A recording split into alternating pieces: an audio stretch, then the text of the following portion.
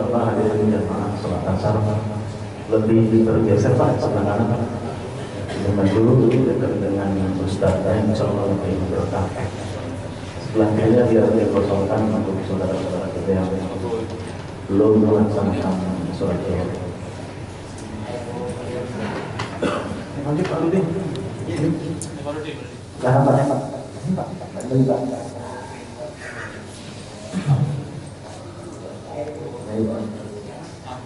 Assalamualaikum warahmatullahi wabarakatuh. Alhamdulillah wa syukrulillah, la haula wa la quwwata illa billah, amma ba'du. Faqala Allah Ta'ala fil Qur'anil Karim wa huwa asdaqul qailin. A'udzu billahi minasy syaithanir rajim. Bismillahirrahmanirrahim. Ya ayyuhalladzina amanu taqullaha wal tanzur nafsum ma qaddamat lighad wattaqullaha innallaha khabirun bima ta'malun.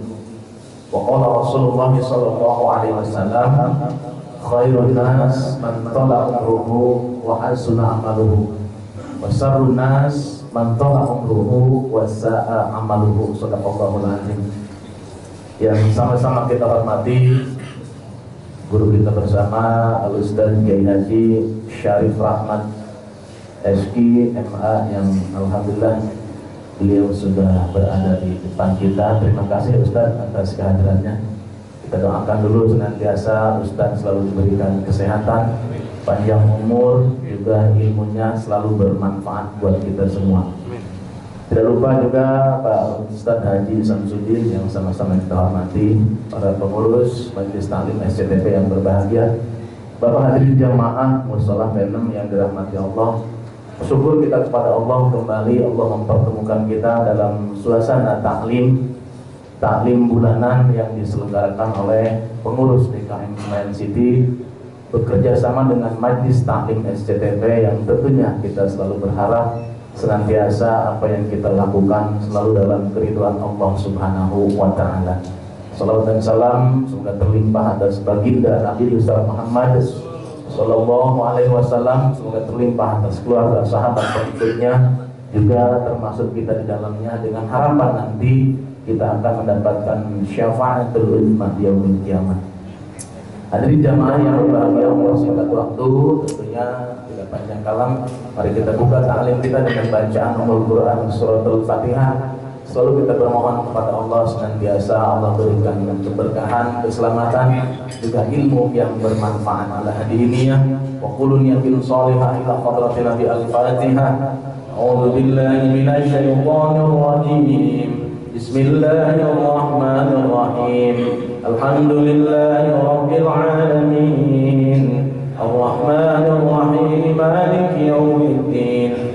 Iyyaka na'budu wa iyyaka nasta'in. Ihdinas siratal mustaqim. Siratal ladzina an'amta 'alaihim ghairil maghdubi 'alaihim waladdallin.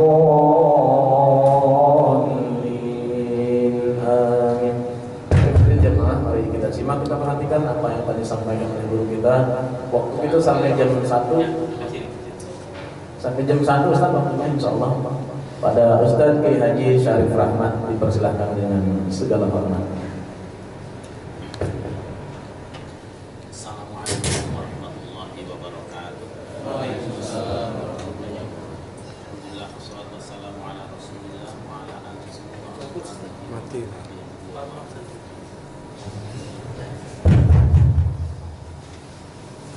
Bapak-bapak yang dimuliakan, alhamdulillah pada siang hari ini kita kembali dapat bersama mendekatkan diri kepada Allah dengan sholat berjamaah, kita rasakan dengan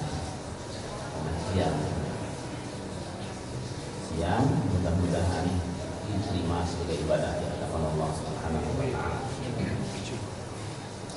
Kali ini kita akan membahas kembali surah Al-Baqarah ayat 21-22. A'udzu billahi minasy syaithanir rajim. Bismillahirrahmanirrahim. يا أيها الناس اعبدوا ربكم الذي خلقكم والذين من قبلكم لعلكم تتقون الذي جعل لكم الأرض فراشا والسماء بناء وأنزل من السماء ماء فأخرج به من الثمرات رزقا لكم فلا تجعلوا لله أندادا وأنتم تعلمون.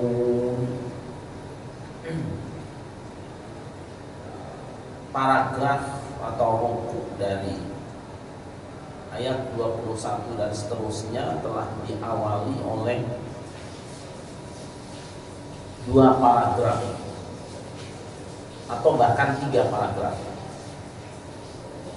Pertama, pembicaraan tentang al-mu'minun, yaitu ayat pertama sampai wa ulaika humul muflihun. Itu paragraf kedua. Frase kedua atau paragraf kedua, innalladzina kafaru sampai walahum adzabun adzim. Dan paragraf ketiga adalah wa minan nasi may yaqulu amanna sampai innallaha ala kulli syai'in qadir.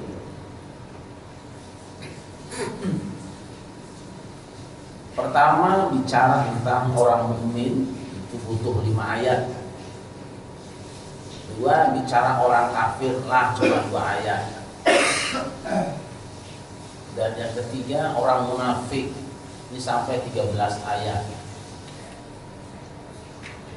Nah, baru setelah itu Allah menyeru kita, ya ayyuhan nas, wahai seluruh manusia. Kalimat ini biasanya menunjukkan bahwa yang dibicarakan di dalamnya atau yang diajak komunikasi adalah orang-orang yang berada di Makkah. Karena peristilahannya di Makkah itu kan bercampur. Jadi kalau di Madinah biasanya ya ayyuhalladzina amanu. Jadi yang kita ajak bicara sekarang yang harus muncul dalam benak kita itu kemanusiaan kita. Seperti sering saya sampaikan bahwa apabila ada seruan itu biasanya nida dilanjutkan dengan salah satu di antara 3 kemungkinan. Kemungkinan pertama disusul dengan perintah yang patut dilakukan. Kemungkinan kedua disusul dengan larangan yang patut ditinggalkan. Dan kemungkinan ketiga disusul dengan informasi penting yang patut direnungkan dan dijadikan pelajaran.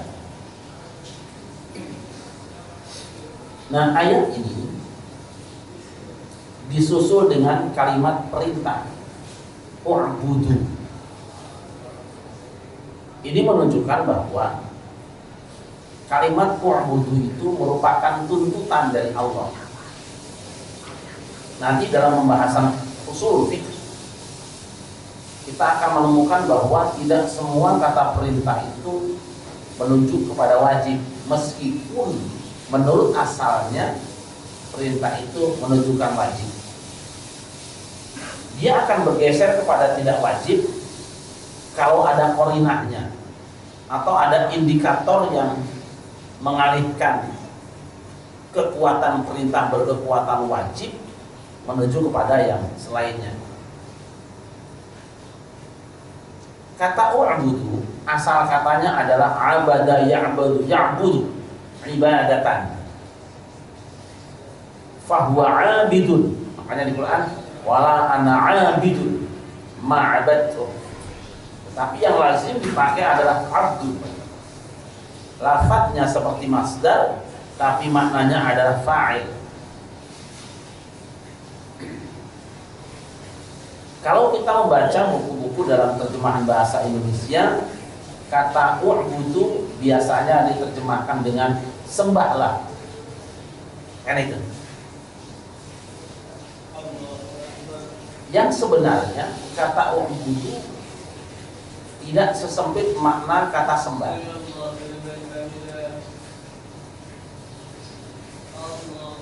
Ini saingan. Tak kerasin lagi. Abada ya'budu artinya adalah penghambaan. Jadi abdun itu hamba. Biasanya berada di lingkungan orang-orang yang berstatus tuan. Misalnya di Quran,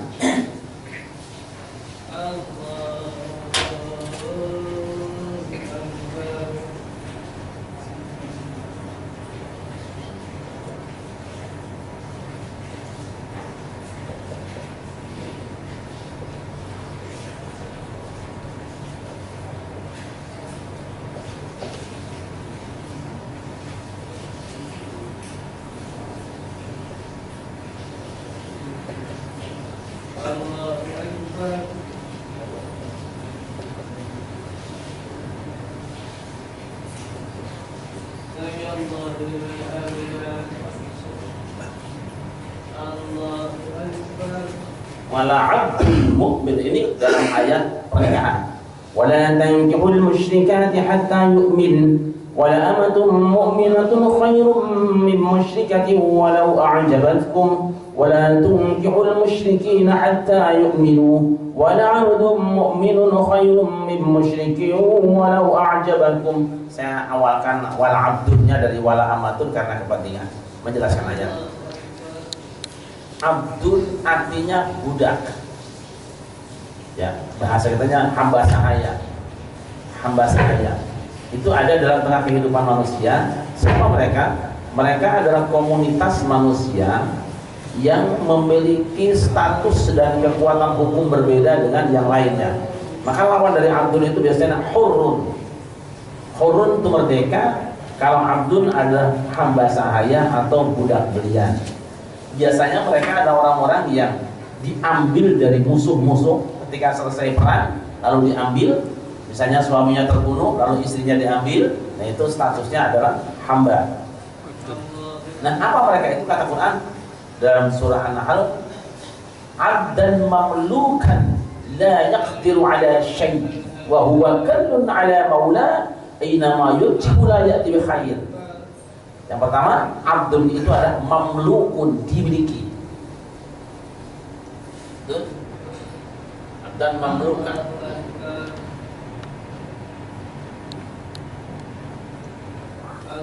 Ketika seseorang disebut abdun, dia tidak menguasai dirinya sendiri.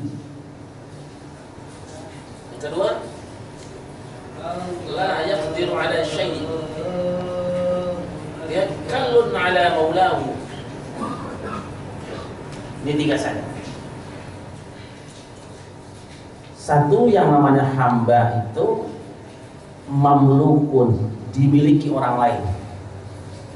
Dia tidak memiliki dirinya sendiri, sehingga ia tidak bisa berbuat sekehendaknya sendiri dan tidak punya program sendiri. Yang pertama. Yang kedua, la yaqdiru ala syai'. Di satu sisi dia tidak memiliki kekuatan apapun karena ada yang menguasai dia. Dan yang ketiga, kallun ala maulahu, dia tergantung kepada tuannya. Nah, sekarang kita pindahkan. Ketika kata abdun ini pindah kepada manusia dan tuannya itu adalah Allah. Rabbnya itu Allah. Jadi seorang hamba, seorang abdun itu sekurang-kurangnya ini. Pertama, dia menyadari bahwa dia ada yang memiliki. Tapi biasanya kita baru sadar ada yang memiliki kalau ada orang mati. Inna lillahi. Kita ini milik. Itu kalau nggak ada yang mati nggak ingat kita. Padahal sejak awal kita ada abdun yang sifatnya mamlukun, dimiliki. Tidak memiliki diri sendiri. Yang kedua, la yaqdiru ala syai'. Dia merasa lemah, tidak punya kemampuan apa-apa di hadapan Allah. Seorang hamba harus menyadari betapa lemahnya kita. Nah, perasaan ini kadang-kadang juga hilang. Dan yang ketiga, kallun ala maulahu. Semua yang ia lakukan, semua yang ia perbuat itu tergantung dari kehendak, pesan dan kemauan maulanya, tuannya. Nah, kita sebagai hamba, manusia sebagai hamba, seharusnya dalam dirinya itu ada itu. Ada rasa bahwa yang kita lakukan, yang kita perbuat, yang kita kerjakan, semua tergantung pesanan dari maula kita. Dari sini. Nah, ini namanya abdul. Oh, kalau begitu berarti yang namanya ibadah yang butuh ibadah itu bukan nur sholat. Betul. Ketika manusia menyadari bahwa dia adalah abdul, maka seluruh hidupnya, dari makannya, minumnya, tidurnya, sujudnya, rukuknya, semua adalah dalam kapasitas dia sebagai hamba sahaya. Makannya bukan karena PDW, makannya di luar kemampuannya, tidurnya juga sesuai aturan tuannya, maka semua amalia hidupnya itu sangat ditentukan oleh kemauan Allah. Nah, persoalannya adalah ini, apakah rasa dan kesadaran ini ada apa belum sampai sekarang? Rasanya sulit. Kita makan itu tidak karena menyadari bahwa kita diperintah Allah supaya makan, kan ada ayat perintahnya. Wa kulu washrabu, kan ada perintahnya. Tetapi kalau kita makan lebih karena lapar, pengen, lebih karena cenderung kita. Karena kita makan terdorong oleh lapar dan selera. Seringkali kalau kita makan itu tidak menghiraukan pantas apa tidak makan kita menurut ketentuan maula kita, maulana, Tuhan kita. Nah, ketika kita sadar bahwa makan itu adalah merupakan bagian dari perintah Allah, bagian dari izin Allah bagi kita sebagai hamba, maka kita tidak akan makan kecuali yang diizinkan Allah. Kita tidak akan makan kecuali sesuai ketentuan Allah, dan kita tidak akan makan kecuali untuk yang semestinya dilakukan karena Allah. Benar ada perintah makan. Nah, perintah makan ini jangan stop hanya sampai pada perintahnya, tapi pada ketentuan makannya. Nah, kita kadang-kadang terhenti di sini, yang penting perintah makan diomongan baik, bahwa apa yang harus dimakan kita lupa. Padahal Tuhan Allah Subhanahu wa Ta'ala, Tuhan kita telah menentukan ini yang seharusnya dimakan, ini yang seharusnya tidak dimakan. Kita kurang peduli berapa banyak kita makan, padahal Allah telah menentukan sekianlah kira-kira ukuran makan. Dan kita juga lupa setelah makan mau apa, padahal Allah sudah punya ketentuan setelah makan ini yang kamu lakukan. Kalau kita menyadari sebagai hamba. Nah, baik, kita lihat sekarang urusan makan saja dulu. Makannya hamba dengan makanan yang tidak sadar hamba, beda. Sapi itu tidak diposisikan sebagai yang dapat perintah wudu. Dia makan. Yang dia makan tidak membutuhkan dalil halal apa haram.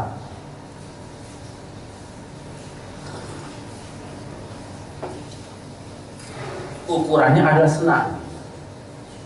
Dia tidak akan bertanya ini kebun siapa, rumput siapa. Ketika keinginan makan ada, maka dia akan lakukan makan itu. Mengapa? Dia tidak punya kesadaran penghambaan. Seolah-olah makan itu nggak ada aturannya. Lain dengan kita. Ketika akan makan halal apa haram, itu dulu. Kedua, ketika kita akan makan,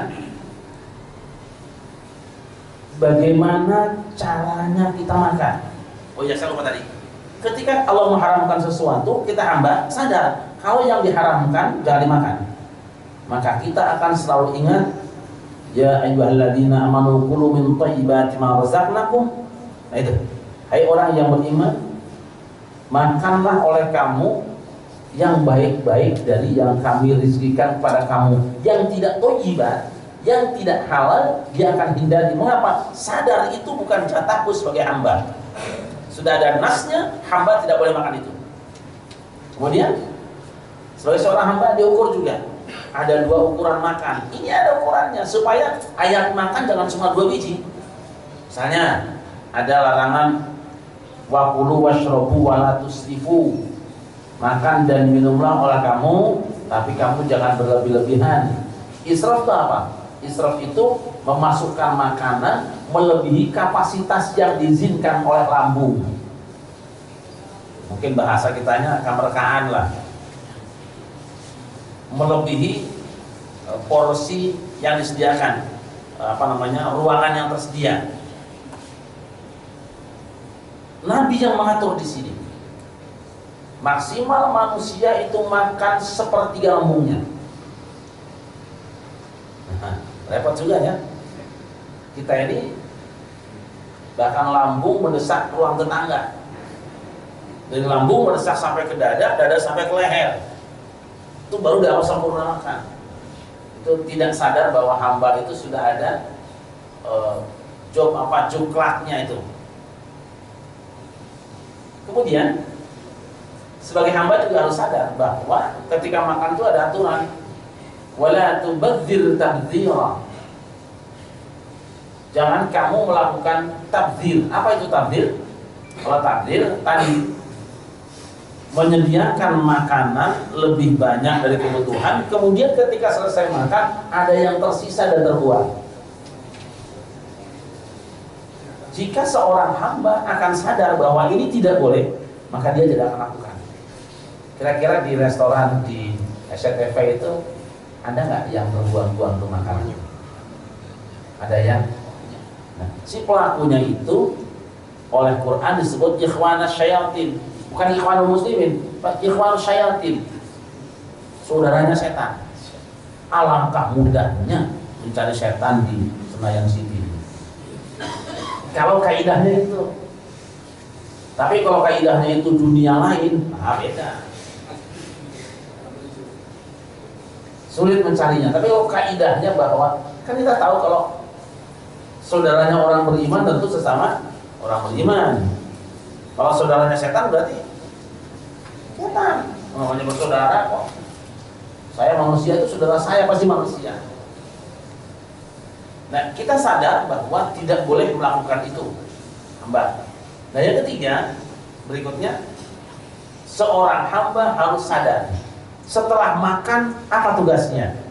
Lihat ayatnya.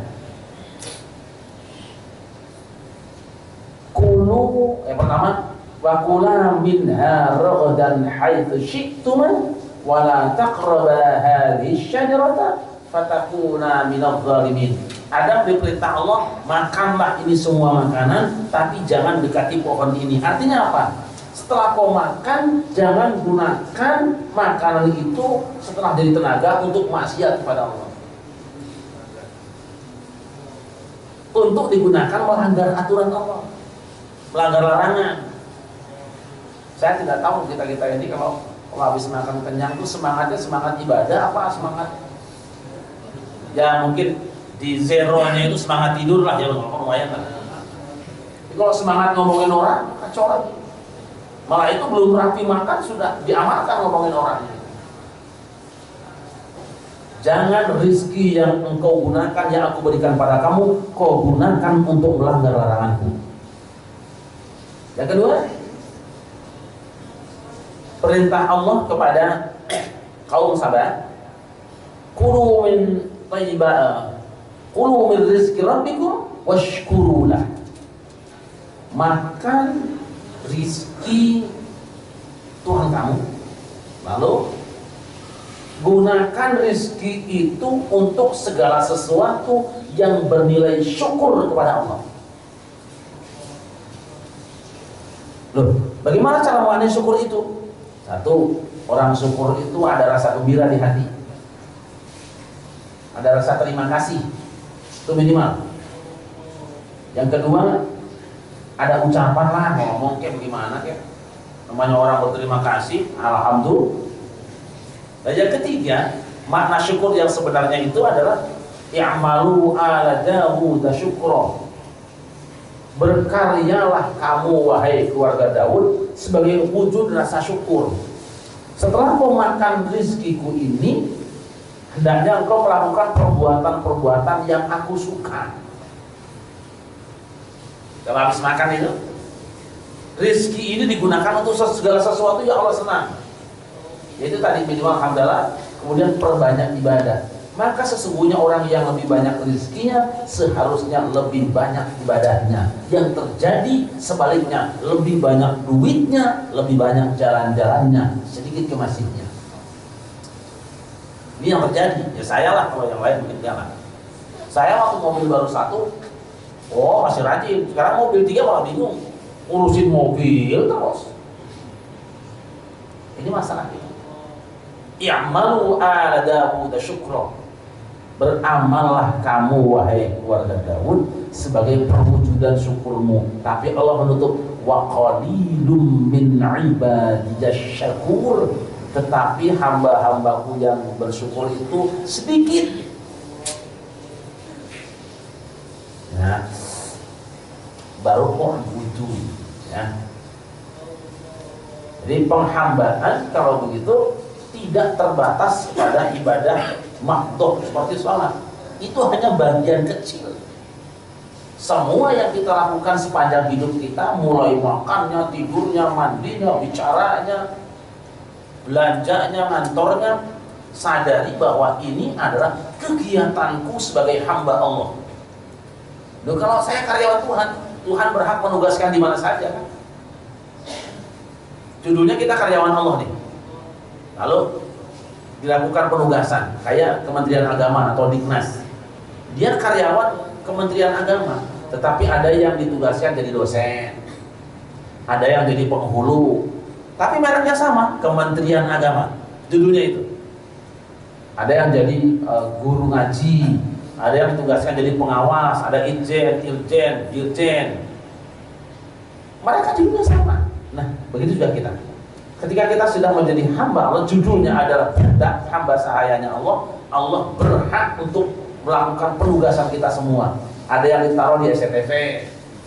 SCTV juga macam-macam. Ada yang di bagian manajernya, direkturnya, muadzinnya, yang megang kameranya lah, termasuk yang nyiapin airnya. Sadari bahwa semua yang kita lakukan itu dalam kapasitas kita sebagai karyawan Tuhan. Insya Allah benar. Kalau karyawan Tuhan siapa yang gaji? Berarti Tuhan. Allah yang menggaji kita. Bagaimana kalau gaji dari kantor? Itu bagian dari gajian Allah yang dicicil kecil. Nah, kalau kita lakukan karena Allah, gaji dapat, nanti di akhirat juga dapat, barokah juga dapat. Nah, masalahnya kan tidak kita. Kalau merasa karyawan Allah, terima yang pandum biasanya, biar saja. Karena yakin tidak ada pekerjaan kita yang tidak dibayar oleh Allah, cuma bayarnya lewat mana. Nah ini perlu diingat-ingat, bayarnya lewat mana itu yang kita lupa, ya kan? Zakat itu bukan. Malah terkadang kalau dikredit di sini atau dinunggah di sini, nanti Allah bayar dari tempat lain lebih gede. Jadi saya mau cerita pengalaman saja lah. Mungkin ketika saya menyadari menjadi karyawan Tuhan, kita semua karyawan Allah, hamba Allah, terserah dia, milik Allah, mau diapain terserah dia. Kemudian saya diminta untuk memberikan pengajian di satu tempat lah. Kalau dari rumah itu biasanya naik mobil 110.000 naik taksi. Mohon ini jangan dianggap sebagai ria. Saya ingin bercerita diri sendiri karena kalau contoh yang lain saya kesulitan, siapa yang bikin contoh? Saya untuk meyakinkan diri saya dan kita semua bahwa tidak ada yang gagal karyawan Tuhan. Itu saya lakukan biasanya dulu setiap minggu dan sekarang tinggal sebulan sekali. Kalau sekali berangkat 106 sampai 110.000, belum tambah tolnya itu 2 kali. Itu berapa ya? Sekali waktu saya minta teman saya di atas menjelaskan, kita minta mewakili saya karena saya tidak bisa hadir pas ada ceramah di Jawa Tengah. Dia ulang kaget. Tanya sama yang suka bawa mobil saya. Tanya, selama ini Kiai Syarif suka di amplopin segini? Iya, masya Allah.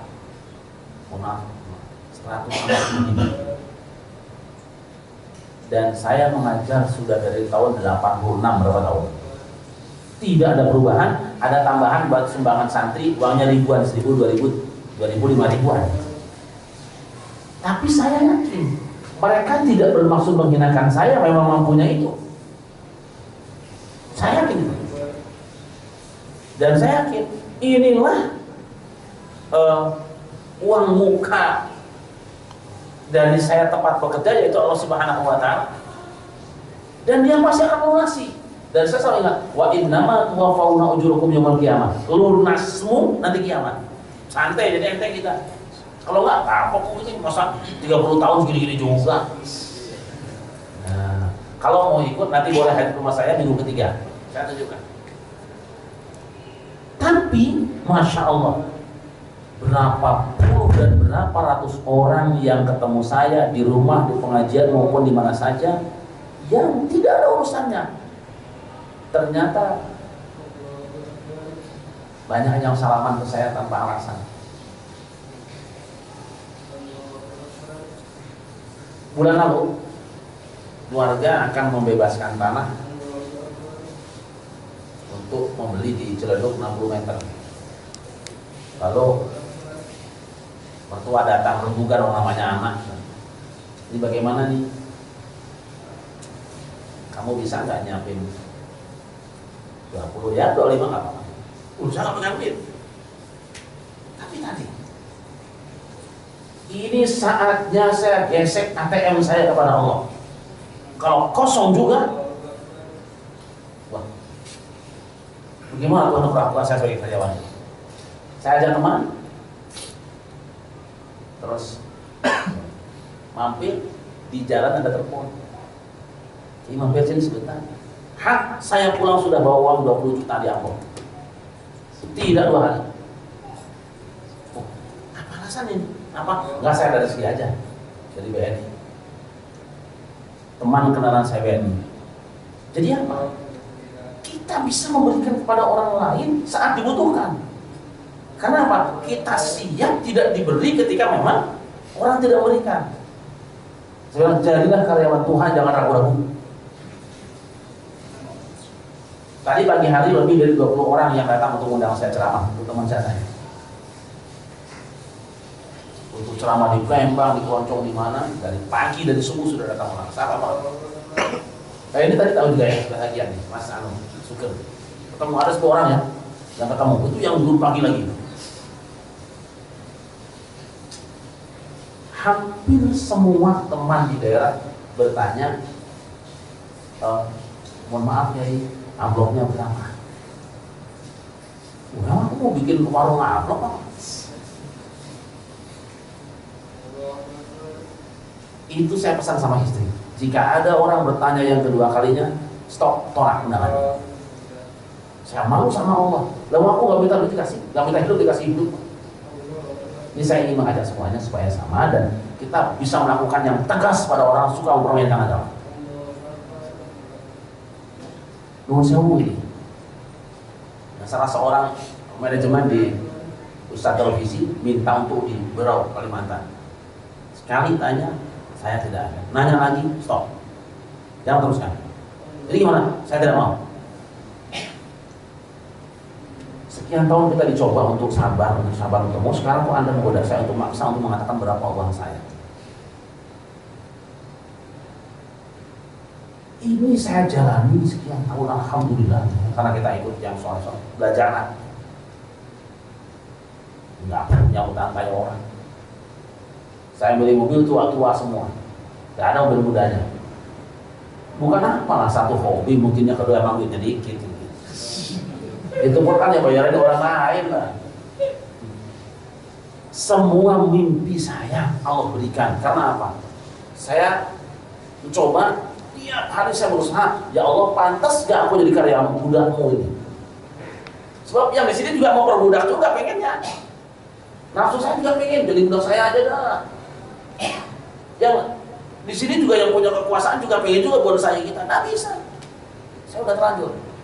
Saya sudah mendaftarkan diri jadi budaknya Allah dan memang harus begitu. Ini mohon maaf ya. Dulu waktu sidang MPR naiknya Gus Dur, saya masih punya mobil Crown, harganya 2,5 juta. Crown tahun 74. Itu mobilnya hebat larinya, secepat larinya bensinnya itu.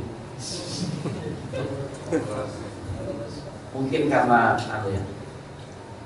malu melihat kayak gitu, ada teman-teman di DPR yang ingin belikan saya mobil. Saya punya pikiran, lamunan dulu pengen punya mobil yang kayak tahu yang gede itu, VW Kombi ya. VW Kombi tahun 6, VW Kombi lah. Diantarlah kami dengan yang bawa duit dari situlah. Saya nginep di Hotel Mulia seminggu. Padahal bukan anggota, bukan apa. Saya nyari pulang dapat itu yang beli itu, mobil kayak gini dibeli. Nah, saya maunya ini kok. Bahagia saya kayak gini karena saya bayangin bisa pasang kasur tidur. Hari itu beli langsung berangkat ceramah di Cirebon. Ternyata enak juga. Nah, terus saya sering berusukan ke kampung-kampung, ya Allah, saya pengen banget punya mobil yang itu tuh, yang double gardan. Rover. Maha besar Allah, saya kemudian ngobrol dengan teman. Kita lihat di YouTube, di internet ada. Kita berangkat. Wah, mahal. Udah aja ditawar, mau nggak? Tahu sendiri kan, itu ngomong kalau orang kaya ngomong itu kan selesai berarti. Udah jadi ditawar, udah bagus sih. Dia sendiri yang ngetes, udah. Ketiga, di kediaman, udah PWI, jangan sebut orangnya, pasti kenal nanti. Saya bawa telepon itu, pas kumpul hafiz Quran di kediamannya, terus ngantar saya ke mobil. Yai, kayaknya kalau jangan tuh harus mobilnya yang gedean lah. Memang bisa tidur di mobil kayak gini, bisa. Asal udah ngantuk aja. Yang agak gede dikit, ada yang gede dikit. Saya punya Kombi, jangan Kombi lah, itu terlalu tua. Saya pengen sih Caravelle. Nah itu dia bagus, ya harganya juga bagus. Dia bilang cari saja dulu. Kan paham sendiri ngomong begitu. Saya habis ceramah di Tegal, Hawan Mbak Soleh di Amakura, pulang di jalan saya buka saja, bukannya nih, mampir saya di Brebes, mobilnya ada, udah bawa aja. Ceritanya singkat kayak itu. Jadi orang dikira saya banyak duitnya, bukan banyak duitnya, banyak rezekinya. Jadi sama-sama ya. Bismillah kita mulai ikrar jadi karyawan Tuhan yang sesungguhnya. Dimanapun juduli kita lagi ngetik nih, kita bukan karyawan SCTV nih, karyawan Tuhan ditugaskan di SCTV gitu loh. Kita di sensi gitu. Kita karyawan Allah cuma oleh Allah ditugaskan di apa namanya? Insya Allah. Nah kalau udah gitu nanti misalnya orang tidak memenuhi haknya, kewajiban kita kurang nih, diam, lapor ke dia aja. Ya Allah saya kok kurang memang ini, lapor aja. Ini saya tidak lagi pamer, tidak sama sekali. Lagi bercerita pengalaman. Takutnya belum ngomong sudah mati pengalaman saya kan. Sampaikan. Dan saya yakin semua mengalami, pasti mengalami. Cuma nggak menyadari itu aja. Kalau banyak orang nggak sadar berarti kan kesurupan setan, kan suka tobat. Banyak rezeki yang tidak kita sadari. Subhanallah. Baru sampai ke wudhu ya. Nanti lanjut insyaallah bulan depan. Mohon maaf tidak lama-lama. Sebetulnya saya tadi kurang sehat, cuman karena terus Mas juga udah nyampe, tiba-tiba sehat lagi saya enak. Dan ini ada kopi di sini masalahnya gitu ya. Terima kasih. Hasbunallahu wa ni'mal wakil. Assalamualaikum warahmatullahi wabarakatuh. Demikian hadirin jamaah taklim kita pada siang hari ini. Tentunya banyak ilmu dan juga pengalaman Ustaz yang disampaikan. Tentunya kita dapat mengambil pelajaran, kita amalkan dalam kehidupan kita sehari-hari. Tentunya kita untuk menjadi karyawannya Allah Subhanahu wa Ta'ala. Terima kasih Ustaz atas ilmu yang disampaikannya. Mudah-mudahan bermanfaat buat kami semuanya. Atas nama DKM Sinan Cedi tentunya mohon maaf. Wabillahi taufiq wal hidayah. Assalamualaikum warahmatullahi wabarakatuh. Waalaikumsalam. Masih ada makan siang Bapak? Jangan lupa dulu. Lagi bikin apa? Ada kuenya kan? Makan aja Ustaz, nggak ada kuenya. Makan. Makan. Ada gulai kambing. Silahkan ya, bapak-bapak dinikmati.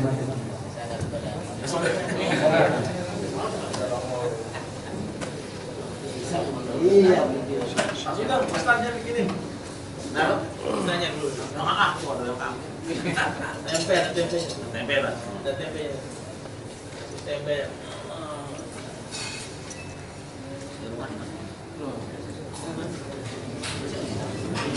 Bunga.